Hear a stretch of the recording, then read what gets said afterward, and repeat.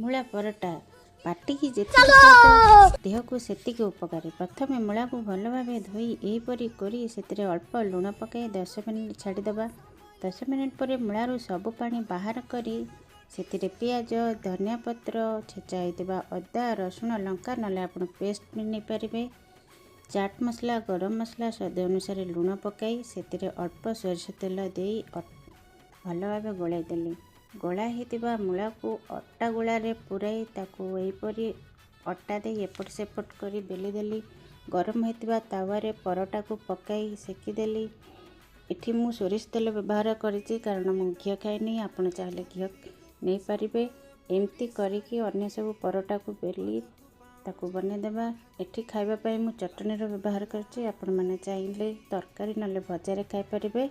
मु तो खाइकी याकू बहुत मजा नेली, आपण माने भी खाआंतु मजा नियंतु। जय